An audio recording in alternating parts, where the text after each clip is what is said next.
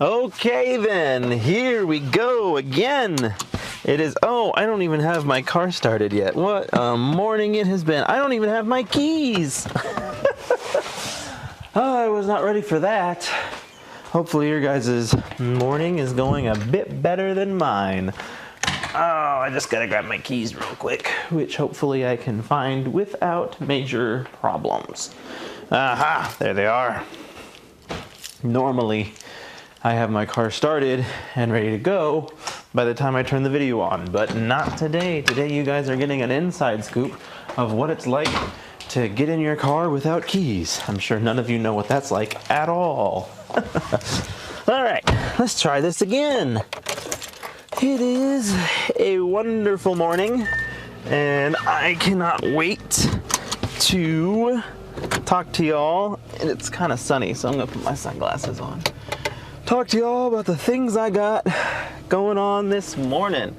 So, I've been thinking about going down the route of trying to do some color grading on my videos because right now I feel like they have a pretty major like homemade video feel to them, and I don't always want that, and I'm not sure that that is necessarily something that was ever wanted or desired. It was just like, it's a lot easier to just make the video, put the video out there and let it exist on YouTube. But I think I'm getting to the point now where I'm able to kind of, how do I want to put this?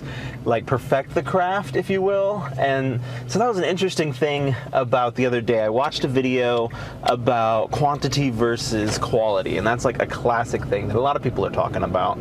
But the video presented the fact that you kind of need both. Like, in order to be able to produce a quality product, you have to be able to produce like multiple or a large quantity of said product, because it takes practice with anything to learn how to get good at it.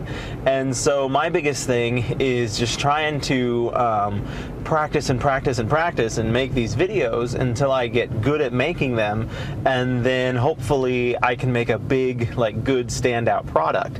And I've gotten to the point now where like I stalled out for a little while, and then I was just making content and I was like, I'm not sure that this is any better or worse than all the other content that I'm making. And I don't know, I got a kick in the butt a couple videos back. I finally got some attention and I finally got some people like commenting on them and giving me their thoughts and opinions, and someone was like, bro, like, you are not compelling at all. And I was like, okay, how do I work on that? And so that has been like me here recently trying to figure out, how do I become more compelling? And like, I think a good chunk of it is like the energy level.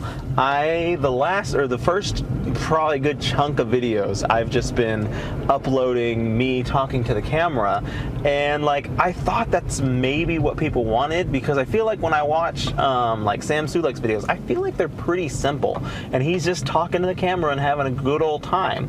But like, to the same end, like, I've got to be me, and I shouldn't strive to be like Sam Sulek or whomever else. I can be inspired by their product and try and adapt their formula into my own, but I need to make it my own. And so that's what I've been trying to do, is focus more on making the videos my own, making them something that people can come to YouTube and be like, hey, like, I don't mind watching this guy talk to me for 20 minutes, because that's essentially all I'm doing. But hopefully I got good concepts going and I got good talking points that keep you all engaged and are interested. So hopefully that gentleman who was like, you know what, you're just not compelling, hopefully he comes back in a couple months and he's like, wow, like, he said he was going to improve, and boy howdy did he improve. And so yeah, just working to constantly make the product a better product. But right now the focus is with the video color grading. So this is going to be an experience because I am colorblind, and so like, you're gonna have this colorblind guy try and do color grading on a video project. Let's see how well that goes. But I've found a multitude of ways to work around my color blindness, and like computers make it incredibly easy because most of the time I can just code in the RGB that I want, and like I don't even need to know what color it is. I just look up what RGB is light purple, and they're like, oh, it's 7R20B and 0G or whatever the numbers happen to be, and anybody can type numbers into a program. I don't have to know my colors to do that. And so hopefully the color grading thing in the video editing can be a similar process, or something that is functionally good enough that I can kind of just navigate my way around that. Like I said, really hoping to try and make the videos pop a lot more, and so like this will probably be the first video that I really play around with it on and try and figure out like what kind of view do I want to be like my view, so to speak. Like, and that's the other interesting thing. There are so many intricacies to like filmmaking, and like any art form has its own like mile-long list of intricacies, but like filmmaking especially, because I'm just recently getting like pretty seriously into it, and there is so much to it that like people don't realize. But like with the color grading and stuff that I've been talking about, there's like directors that have like their own like color palette, and it's like if I'm directing a film, it's gonna be really red and orangey, and it's just like, that's really interesting. And like, is that what helps give something a cinematic look? Like, as I watch these videos that I make, like, they are very clearly like homemade videos, and it's like, why is it so obvious that these were made at home versus something that was made like professionally in a studio? How much attention to detail do they take to make that official like studio quality stuff? Or is it just like a couple of like really key steps that take you from like, wow, this was made homemade, to like, oh wow, this is like legit? And like, to a degree, is there an appeal for homemade content out there on YouTube? Like, is there a crowd of people who want to see their homemade looking videos? And like, if I'm that person, then sure, I can go right back down to the homemade videos. I don't mind. But like, if the quality needs to be upped, if the ante needs to be brought up for this to appeal, I can do that too. And it's just gonna be like a large portion of experimentation. And I suppose if nothing else, by the end of this year, hopefully I can have a good idea of what it is that I want my videos to kind of focus around. What will be my video profile? And that is hopefully, if nothing else, what I can get out of this year's worth of just uploading stuff. And hopefully when I find the video profile, I can start building an audience with that profile, and people will really start to get in, get engaged, and enjoy what I have going on here. But until then, it's just gonna be me playing around with stuff until I figure out what works. And hopefully, like, no, there's no more hopefully. Like, you gotta believe in yourself. And it's like, I will figure out what works. And that's just gotta be the way it is. And like, say that I will believe in myself, and that I am going to figure out how to get some content on here that people care about. And like, I'm not blind to the fact that like not all my content is wonderful and awesome and super engaging. I'm not blind to that fact. So it's like, I am going to work towards making it better. And I feel like that is the sort of thing that keeps like me going and keeps like people striving and getting better. Because if you just get stuck in a rut, which I was stuck in a rut for a while, if you just get stuck in a rut and you're just like, oh, well, I'm gonna record these videos this morning, I'm gonna do this morning, I'm gonna do this, then like, people watching it will be in a rut as well. And people don't usually go to YouTube because they just want to get stuck in the rut. They're usually going to YouTube because they want to learn something, or they're in a rut themselves looking for something to take them out of it. So like, why do I drag you down in my rut and let's be in a rut together? No, I don't think that's at least not the kind of channel that I want to be. And maybe there's a place for that on YouTube. There's a place for everything on the internet, and that's great. That's one of the powers of the internet, is you can literally find anything on there that you're looking for, no matter how niche. And so, yeah, trying to find a better and build a better channel profile and getting into the color grading, figuring out how to work through that process. And like, if I start uploading videos where everybody are green Martian men, please let me know, because I can't tell the difference. But hopefully, I'm probably going to stick to like the proprietary like basics in the beginning, and just kind of pick a few that look like they make things better, and then hope for the best. The biggest balance that I need to maintain here is the balance of keeping the video editing simple, but also making the video quality still good. Because like, if I edit it too much, then it becomes difficult to crank these out every day. But if I edit it too little, then it's just like watching me talk to you guys in a car. And I think that is what has historically brought these videos down, is it's just me talking to y'all in a car. And like, you can go watch Sam Sulek talk to you guys in a car. He's a bigger, more muscular, more interesting person than I. So I need to leverage something different. And that is hopefully what I will start doing, and hopefully start seeing some good results and attention because of it. And there's always so much to do, and there's always so much to learn and to get used to doing and learning, that like I said, I'm just going to continually build on that until eventually I have that strong profile, and I'm like, okay, this is me, and this is the personality that I bring to YouTube. And when people come to watch my videos, this is what they come to see. Now, I will probably still keep, no, I shouldn't say probably, I will still keep, I need to work on my certainty. I keep being uncertain, and I need to be more certain. But anyway, I will keep doing like a variety of content on my channel, because that's just me. I have a variety of interests, and I don't want to just make me driving to work videos, or just make music videos, or just make cartoons. I'm gonna do a little bit of everything that makes me happy and excited, and hopefully like the fans who find my channel and enjoy my content will enjoy it all as well. But I have a good feeling I'll probably be divided. Like, I'll have people who just come by for Compression Man, I have people who just come by for the music, and I have people who just come by for me, and that is totally fine.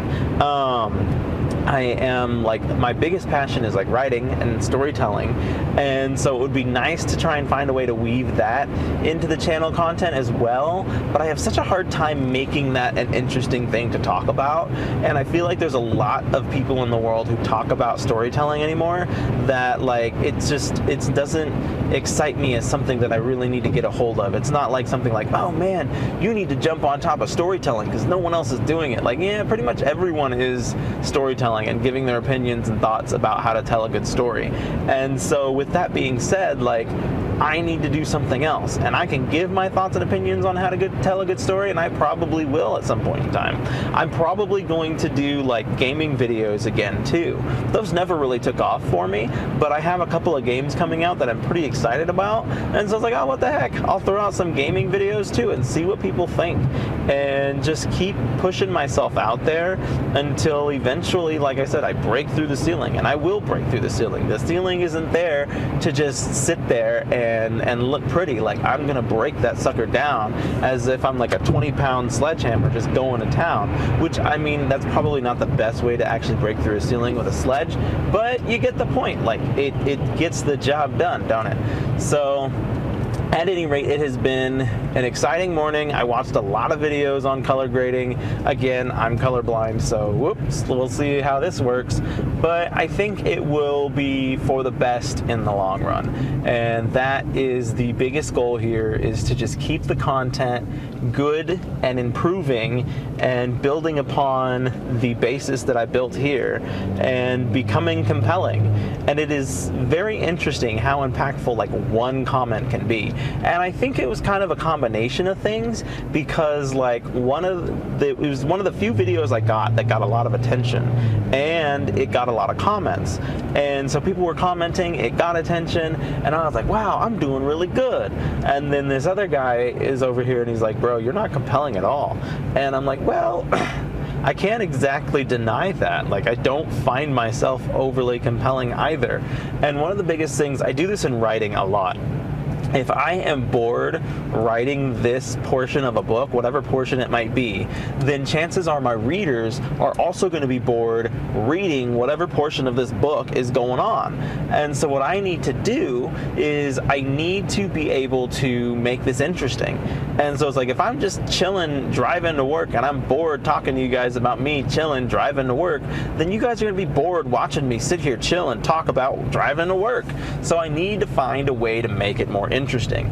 And that is a consistency thing that has followed me for a good while now. Like, I have adopted that formula some time ago when I was doing, when I was doing the writing and when I was writing stuff. And I don't know that this camera angle, I haven't really looked at you guys all day. I probably should have left my light on. I don't think that makes much of a difference though.